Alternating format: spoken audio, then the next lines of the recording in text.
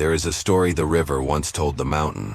"You are so strong," said the river, "so tall, unmoving, eternal. How do you bear the years without changing?" And the mountain smiled, its silence older than memory. "I do change," it said. "Only very slowly. My patience is my movement."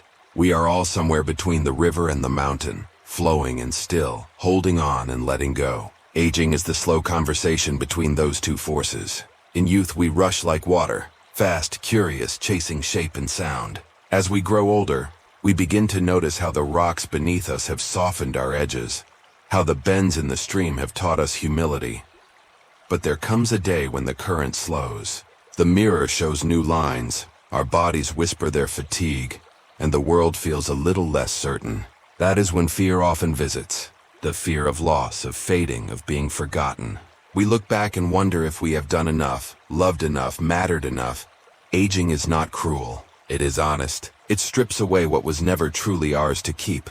Beauty that was only skin deep, titles that fed the ego, and attachments that weighed down the spirit. It invites us to rest, to watch, to listen. But because the modern world worships youth and speed, we resist this invitation. We chase after creams and surgeries, new diets and distractions, hoping to outrun time. We forget that the goal was never to not age, but to age gracefully. What does gracefully mean? It is not the absence of wrinkles, but the presence of wonder. Not the denial of pain, but the acceptance of its wisdom. Grace is the space between what we once were and who we are becoming. In Buddhist teachings, impermanence, anicca, is not a curse, but a law of nature.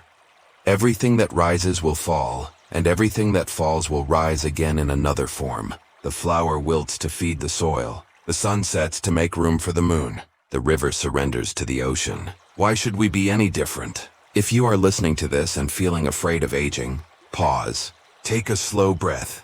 Notice your body, the rhythm of your heart, the warmth of your skin, the simple miracle of still being here. Each wrinkle, each scar, each ache is a story of survival. You are the living archive of everything you have loved, lost, and learned. When we resist change, we suffer twice. The Buddha called this the second arrow. The first arrow is life itself, aging, loss, illness, inevitable pain. The second arrow is the story we tell about it. This shouldn't be happening to me. I've lost my purpose. That second arrow pierces deeper because it comes from our own. Aging gracefully means learning. To stop shooting ourselves with that second arrow. It means whispering, "This too belongs." When the body slows, we honor it. When memory fades, we smile gently at the forgetting. When loneliness comes, we sit beside it like an old friend who simply wants to be heard. Once I met a man in his 70s who used to be a marathon runner. His knees had betrayed him. His speed was gone, and at first he grew bitter. "I used to fly," he said. "Now I crawl." But then he began walking every morning before dawn, not to compete, but to commune. He said, "I realize the world moves whether I run or not. My only job is to move with kindness." He told me that when he finally stopped measuring his worth by his pace, he began to see the sky again. The subtle pink before sunrise, the sound of birds stirring awake, the whisper of wind through leaves. "I thought I was losing my strength," he said, "but I was gaining sight." Aging gracefully is like that, shifting from the pursuit of doing to the practice of being. It asks us to replace achievement with awareness, control with compassion. The younger self seeks to conquer the mountain. The older self learns to sit and watch how the light touches it differently every day. Ask yourself now, what part of me is resisting time? What would happen if I stopped fighting it? Could I see aging not as decay but as ripening? Could I look at my hands, these hands that have built, carried, held, and say, "Thank you for still being here"? To age gracefully is to become your own witness, to observe without judgment the ebb and flow of your own becoming. Like watching autumn leaves fall, you don't curse the tree for changing color. You marvel at its beauty and transition. The world teaches us to cling to beauty, to youth, to certainty, but everything we cling to eventually slips away, leaving us with empty hands. And yet those empty hands are sacred. They are free to receive again, free to touch life without grasping. If you look deeply into the eyes of someone who has truly aged gracefully, you will see not the absence of sorrow, but the presence of peace. Their smile doesn't deny suffering, it includes it. Their stillness is not emptiness, it is spaciousness. They have learned that life is not a problem to solve, but a rhythm to dance with. Perhaps that is what growing older is, remembering the steps of that dance. Learning to bow when the music changes, to rest when the tempo slows, to smile when the melody shifts. The truth is, we are all aging. Every moment, every breath. Even the stars above us are burning out slowly. But what a privilege it is to age. What a gift to have lived long enough to love, to lose, to remember, to forgive. The wrinkles on your face are maps of where laughter and tears have traveled. Each one a line of poetry written by time itself. So tonight, before you sleep, take a quiet moment. Sit with yourself, not as a critic, but as a companion. Place your hand on your heart and whisper, "I am still becoming." Feel the heartbeat beneath your palm, a soft reminder that life is not done teaching you. If aging is the body's way of bowing to time, then grace is the soul's way of bowing to truth. You are not your youth, your career, or your reflection. You are the awareness that has watched all these things rise and fade. You are the sky beneath which every cloud, joy, pain, love, loss has drifted, and the sky never ages. If this story speaks to you, stay with me until the end of this journey. Like the river, we will move slowly, finding peace in each bend. And if you find value here, remember to share this space, so others too may rest their hearts beside yours. There's a quiet dignity in the act of watching something end. A sunset, a long friendship, a season of life. The mind, conditioned to cling, often confuses endings with failures. But in truth, endings are simply transformations wearing different clothes. When I was a child, I once watched a caterpillar form its cocoon on the branch of a guava tree. For weeks nothing happened. It hung there motionless, a dull, wrinkled shell. To my young eyes it looked like death. But one morning I found it open, trembling with light, and a butterfly hovered above, uncertain but alive. Aging is that same mystery. What we call decline may simply be metamorphosis in slow motion. Our energy turns inward. Our bodies shed their urgency. What the world calls slowing down may be the soul's way of catching up. Yet many people fear this inward turning. They equate stillness with loss. The truth is, stillness is not the absence of movement. It is movement too subtle for the eye to see. The ocean looks calm from above, but beneath the surface entire worlds are shifting. Think about your own life. The things you used to chase, status, validation, the need to prove yourself.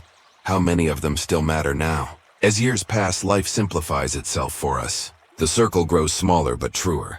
The noise fades, and what remains are the essentials: breath, touch, laughter, silence. We begin to understand that peace was never hiding in the future. It was buried under the clutter of striving. Aging gracefully is not a technique. It is a remembering. Remembering that you were never meant to win against time. You were meant to walk beside it, to listen to its stories, to let it carve your wisdom as gently as a stream-shaped stone. In Buddhist psychology, suffering begins the moment we argue with reality. The mind says, "I want this moment to be different." But life has never promised to obey. The practice, then, is not to control the flow, but to observe it without drowning. Ask yourself, what if nothing is wrong? What if the wrinkles, the gray hair, the slower heartbeat are not problems to solve, but messages to receive? What if aging is not the enemy, but the teacher you've been ignoring? When we view life through resistance, every ache becomes an insult. When we view it through acceptance, every ache becomes a reminder. I am still alive. There's an old Zen story about two monks crossing a river. One carries a woman across on his back. Hours later, the younger monk scolds the elder, saying, "You broke your vow by touching her." The elder smiles. "I set her down at the riverbank," he says. Why are you still carrying her? How many burdens do we still carry long after life has set them down?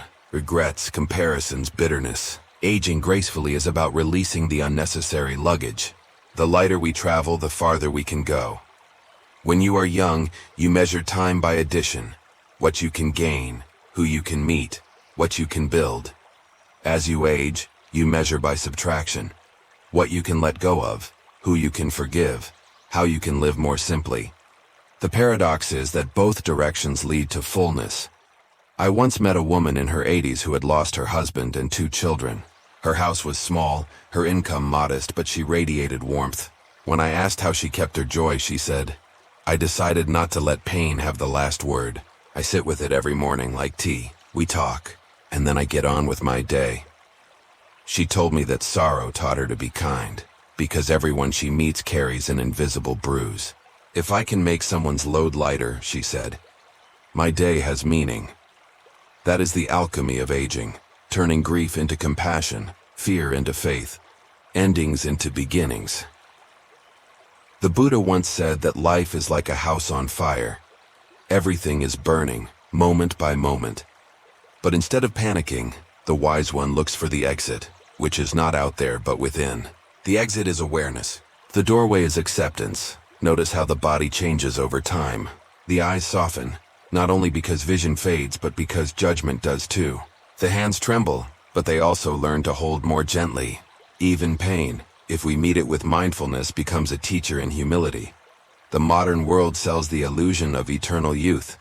It teaches us to fear the natural process of change, to hide our age behind filters and illusions. But what if the lines on your face are not flaws but calligraphy written by time itself? Each curve a verse of your unique poem. To age gracefully is to see beauty not as perfection but as presence. The rose is not less beautiful because it fades. It is beautiful because it fades. Its life is a brief song that knows its end and still sings. When we stop clinging to permanence, gratitude becomes effortless. You wake up in the morning and notice small miracles. The breath in your chest, the way sunlight warms your face, the taste of water after thirst. You realize you don't need more years. You need more awareness within the years you have. Here's a small practice. Tonight, before you sleep, sit at the edge of your bed. Close your eyes. Let your breath find its rhythm. With each inhale, silently say, "I receive." With each exhale, "I release." Receive this day, however imperfect. Release the need to fix it. 5 minutes like this every night can turn ordinary sleep into meditation. The body rests. The mind forgives.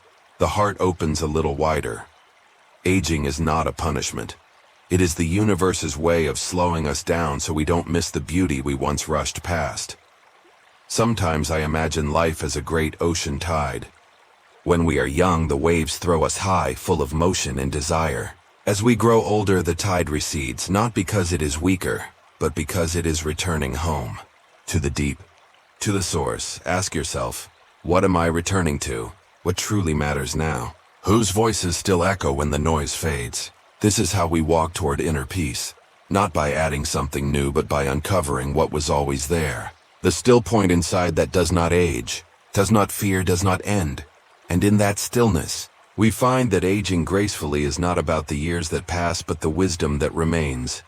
If this reflection touches you, stay with me for the next chapter of this journey. Each breath is a doorway, each story a mirror. Take a deep breath and let us continue walking home together. There is a tenderness that only time can teach. It lives in the pauses between words, in the softening of our tone, in the way our eyes linger a little longer on the faces we love. It is not weakness, it is wisdom learning to kneel. In our younger years, we are often defined by our ambitions. We want to climb, to prove, to stand out. But as the seasons turn, the summit no longer dazzles as much as the valley does. The small things, warm tea, a familiar song, the sound of rain, begin to hold a quiet holiness. Aging gracefully means learning to trade the loud applause of the world for the gentle hum of the heart. In Buddhist thought, everything arises through interbeing. No single thing exists by itself. The tree is not just a tree, it is sunlight, soil, rain, and time intertwined. We too are woven from countless threads of connection. The people who shaped us, the love that healed us, the losses that carved us open. To age is to see that tapestry more clearly. When we are young, we believe in independence, but true maturity reveals that we are all dependent on one another. Every breath we take is borrowed from the trees. Every meal is a collaboration of earth, farmers, hands, and hope. The older we get, the more gratitude becomes our natural language. I remember visiting a monastery in the mountains of Bhutan. The monks there were mostly elderly, their movements slow, their laughter light. One afternoon, a storm rolled in. The wind howled through the prayer flags, the sky cracked with lightning, and I found myself worrying for them. Fragile bodies in a fierce storm. But when I looked closer, they were simply sitting, eyes half closed, smiling softly, whispering their mantras. Later, one of them said to me, "We don't pray for the storm to stop. We pray for the courage to listen to it." That stayed with me. To age gracefully is to stop praying for the storms to end, and instead to learn their rhythm. To realize that peace is not the absence of chaos, but the ability to remain centered within it. Many people reach midlife and feel a strange emptiness. The roles that once defined them, parent, worker, provider, begin to fade. The nest empties, the body changes. The mirror reflects a face they barely recognize. This can feel like a crisis, but it is actually a threshold. The soul, having built its outer house, is now ready to furnish its inner one. When the outer world loses its noise, the inner world can finally speak. But listening inward is not always pleasant. We may hear echoes of old wounds, the betrayal never forgiven, the regret never spoken, the dream never fulfilled. The mind rushes to fix or bury them. Yet healing requires neither fixing nor forgetting. It asks for witnessing. Observe the wound without turning away. Sit beside it as you would sit beside a grieving friend. Ask softly, "What have you been trying to teach me all these years? What is the lesson hidden beneath your ache?" Sometimes the pain answers not with words but with silence. That silence is sacred. It is the space where transformation begins. In therapy, we often talk about reframing, shifting the question from, "Why did this happen to me?" to "What can this teach me?" Buddhism calls this right view, seeing with clarity rather than fear. You are not the victim of time. You are its student. One woman I counseled years ago came to me distraught after retiring. "Without my job," she said, "I feel invisible." Her whole identity had been wrapped around productivity. Together we explored this discomfort. One day she said, "I realized I've been chasing worth all my life, but now I can simply be." She began volunteering at a garden near her home. "The flowers don't ask if they're useful," she told me later. "They just bloom." That is aging gracefully, to bloom quietly without needing to be admired. To offer fragrance even when unseen. The world glorifies beginnings, but the sacred lies in continuity. The seed becomes the tree, becomes the soil that births another seed. Aging is that cycle written into flesh. When we honor it, life stops being a battle and becomes a conversation. There is a Zen saying, "Let go or be dragged." At first this sounds harsh, but it's a gentle truth. Holding on to what has already changed is like gripping water. It only makes us thirsty. Letting go does not mean giving up. It means giving back. We return what no longer serves us so life can use it elsewhere. The skin returns to the earth. The breath returns to the sky. The wisdom remains. Ask yourself, what am I still gripping that time is asking me to release? A memory? A regret? An identity? Who would I be without the weight of it? Sometimes we think peace will come when everything around us is calm. But inner peace is not the result of perfect circumstances. It is the result of perfect attention. When we pay full attention to this very moment, even sorrow softens. Even aging becomes a dance. Aging gracefully is less about mastering life and more about surrendering to it. It is a bow, a gesture of reverence to all that has been and all that will be. Each morning you awaken, notice how the light enters the room. It does not rush. It does not demand. It simply arrives, spilling quietly across the floor, touching everything equally. Be like that light. When people ask me how to meditate on aging, I tell them this. Watch the sunrise without trying to hold it. Watch the sunset without trying to stop it. Somewhere between those two moments lies the secret of peace. One of the most healing shifts that comes with age is the ability to see the sacred in the ordinary. The cup of tea becomes a ceremony. The walk to the mailbox becomes a pilgrimage. The breath itself becomes a prayer. You start to realize that joy was never hiding. It was waiting for you to slow down enough to notice. The older heart no longer needs to prove its strength. It becomes strong enough to be gentle. It learns that kindness is not weakness but courage in softer clothes. You see, to grow old without growing bitter is the greatest victory of all. If these words resonate with you, I invite you to stay with me for the final part of this journey. There we will explore how to turn acceptance into awakening, and how to rest not just in peace, but in presence. Take a slow breath, let the years fall from your shoulders, and continue with me. There is a quiet season near the end of every journey, a twilight where the light softens. The air thickens with memory, and the heart begins to understand what the mind never could. It is here, in the golden hours of life, that true grace reveals itself. I once met an elderly monk in Kyoto, who tended a small garden behind his temple. The soil was rich, dark, and damp with years of devotion. Every morning he swept fallen leaves into a gentle circle around a stone lantern. "Do you know why I do this?" he asked. I shook my head. He smiled. "Because falling is part of belonging. When the leaves drop, they are not lost, they are returning." That word, returning, has followed me ever since. It is perhaps the most sacred act of aging. We return to stillness after years of motion. We return to humility after decades of striving. We return to simplicity after chasing complexity. We return to love after trying so hard to be enough. To age gracefully is to come home to yourself. But home, for many, is not an easy place to enter. It holds rooms we've avoided, the one filled with regrets, the one echoing with unspoken forgiveness, the one haunted by dreams left unfinished. The work of aging is to walk into those rooms, dust off the memories, and bless them for what they taught us. Buddhist teachers often speak of dukkha, the unsatisfactory nature of all things. It sounds bleak, but it's actually liberating. When we stop demanding that life be perfect, we begin to see that it's already complete. Every crack in our story lets the light in. Every loss expands our capacity to love. The older we get, the more we realize that peace is not found by avoiding pain, but by embracing it without resistance. The Japanese have a word for this, wabi-sabi, the beauty of imperfection, the grace of things that weather and wear. A chipped bowl, a faded fabric, a trembling hand, all hold stories that shimmer quietly in the light. You are not broken because you are aging. You are luminous because you are finite. There is a tenderness in recognizing that life will not go on forever, and that tenderness itself is a form of awakening. When we finally accept impermanence, gratitude floods in. Suddenly, a morning cup of tea feels like a miracle. The laughter of grandchildren sounds like a choir. Even pain, when held gently, feels holy. In therapy, we often talk about closure.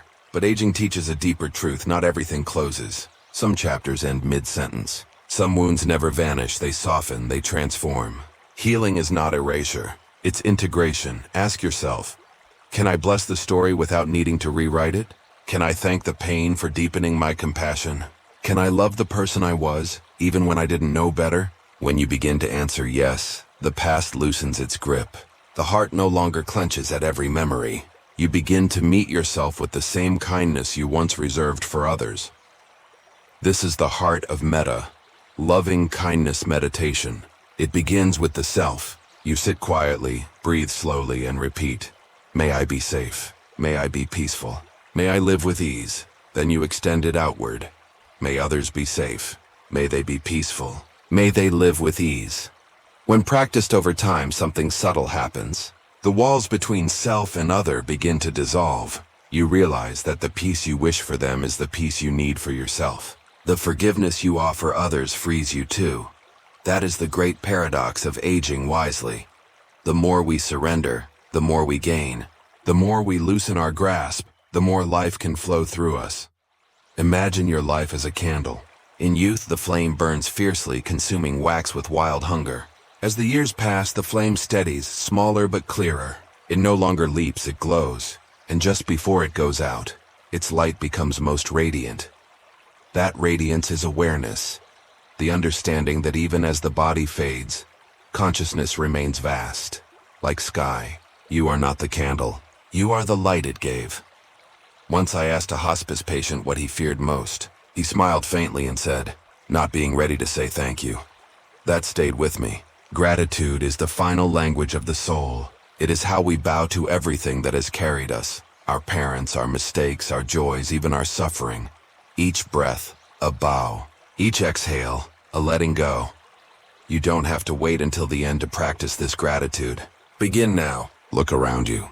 The chair holding you, the air feeding your lungs, the heartbeat keeping time with the universe. Whisper silently, "Thank you." That's the real meaning of aging gracefully. Not to hold on to youth, but to deepen in thankfulness.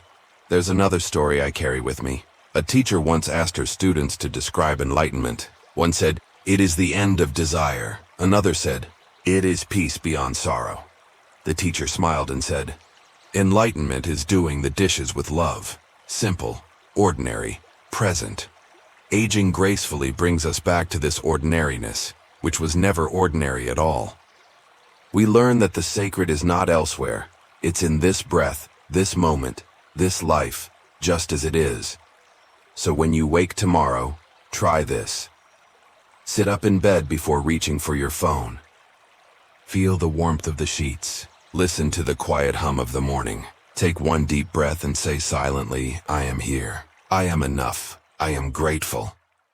This is how we begin again every day until the last. You see, aging is not the end of growth. It is the flowering of wisdom. The garden doesn't stop blooming because the season changes. It simply blossoms differently. The petals fall, yes, but they enrich the soil for what comes next, and what comes next is never truly an end. It is another beginning, written in a language our souls already understand. So let us walk gently through the remaining chapters. Let us forgive quickly, love deeply, rest often. Let us speak kindly, to others and especially to ourselves. The years may take our strength, but they give us sight. The kind that looks through rather than at. Aging gracefully is not about clinging to life, but about dancing with it until the music fades, and bowing in gratitude when it does. So, my friend, if you are listening to this tonight, let these words settle softly in your heart. You are not behind. You are not too late. You are exactly where the river has carried you. Rest here. Let go of the need to fix, to prove, to hurry. The peace you've been chasing has been following you all along, and when you breathe out, feel the quiet joy of being part of something vast and kind. The endless cycle of birth, growth, letting go, and return. You are the leaf in the tree, the ripple in the sea, the flame and the light beyond it. You are life, endlessly becoming. If this story brings stillness to your heart, consider sharing it with someone who needs peace tonight. Subscribe for more journeys inward, and let's continue walking this path, together, one mindful breath at a time.